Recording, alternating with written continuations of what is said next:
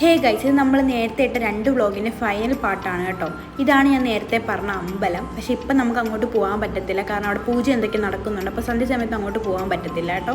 അപ്പോൾ മുകളിലോട്ട് കിടക്കുന്നത് കാവിലോട്ട് പോകുന്ന വഴിയാണ് കേട്ടോ. അപ്പോൾ ഞാൻ അങ്ങോട്ട് പോയി കാണിച്ചു തരാം.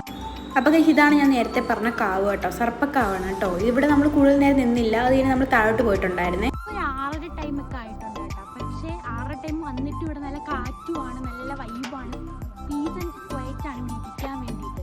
പക്ഷെ സൺസെറ്റ് ടൈമൊക്കെ വരണം കേട്ടോ, അപ്പോഴാണ് അടിപൊളി വ്യൂ. നമ്മൾ അവിടെ നിന്ന് താഴെ വന്നിട്ടുണ്ടായിരുന്നു. ഇവിടെ വീഴാറായി ഇരിക്കുന്ന പോലത്തെ ഒരു വലിയ പാറയൊക്കെ ഉണ്ട് കേട്ടോ.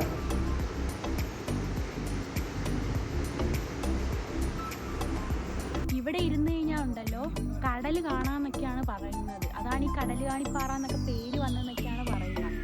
പക്ഷേ ഇവിടെ ഇരുന്നിട്ട് എനിക്കൊന്നും കാണാൻ പറ്റുന്നില്ല, പക്ഷെ കാണാമായിരിക്കും. മറ്റേ നോക്കുന്ന സാധനമൊക്കെ ഉണ്ടല്ലോ, മറ്റേ പേരെനിക്ക് കറക്റ്റ് അറിയത്തില്ല കേട്ടോ, അതിലൊക്കെ നോക്കി കാണാമെന്നാണ് പറയുന്നത്. ഈ പാറയുടെ എൻഡിലായിട്ട് ഒരു കൈവേലിയൊക്കെ കെട്ടിയിട്ടുണ്ട് കേട്ടോ. ആരും താഴോട്ട് വീഴാതിരിക്കാൻ വേണ്ടിയാണ്. താഴെ കൊക്കയാണ് കേട്ടോ. അപ്പോൾ എന്തായാലും എല്ലാവരും ഈ സ്ഥലത്തോട്ട് വരണം കേട്ടോ. നല്ല അടിപൊളി സ്ഥലമാണ് കേട്ടോ. അപ്പോൾ ഇത്രയുള്ളൂ ഗൈസ്, അടുത്ത വീഡിയോ ആയിട്ട് കാണാം. ബൈ.